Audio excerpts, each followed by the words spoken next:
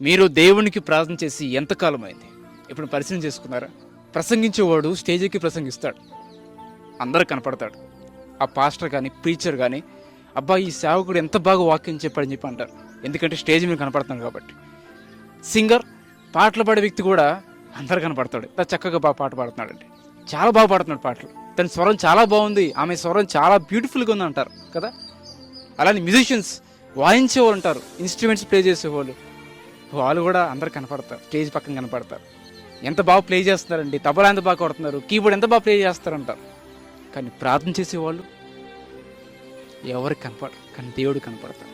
అట్లా అని చెప్పి స్టేజ్ మీద వాక్యం చెప్పే సేవకుడు, అలానే పాటలు పాడే సింగర్, అట్లానే ఇన్స్ట్రుమెంట్స్ ప్లే చేసేవాళ్ళు దేవుడు చూడదని కాదు, దేవుడు అందరం చూస్తున్నాడు. కానీ ముఖ్యంగా ఈ ప్రార్థన చేసేవాళ్ళు ఎవరికి కనపడరు, వీళ్ళు రహస్యంగా ప్రార్థన చేస్తారు.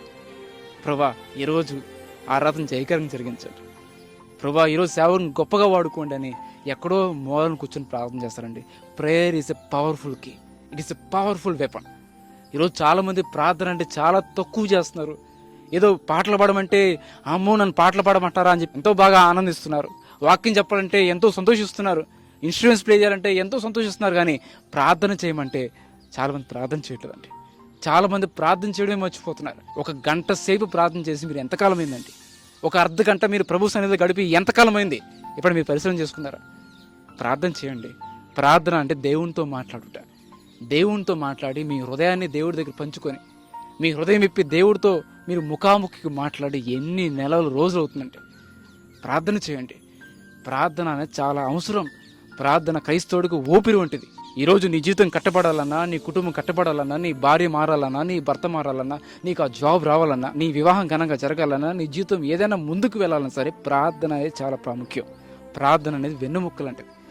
వెన్నుముక్క లేకపోతే ఏమవుతుందండి? బ్యాక్ బోన్ లేకపోతే మనిషి నుంచోలేడు.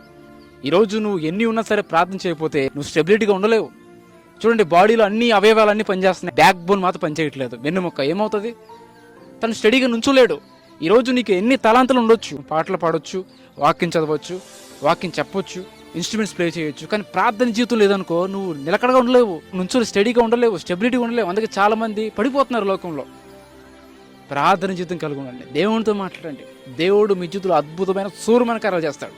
అడుగుడి మీకు ఇవ్వబడును, తట్టుడి మీకు తీయబడుతుందని చెప్పి దేవుడు చెప్పాడు కదా. అడుగు ప్రతివాడు పొందుకుంటాడని చెప్పి దేవుడు చెప్పాడు కదా.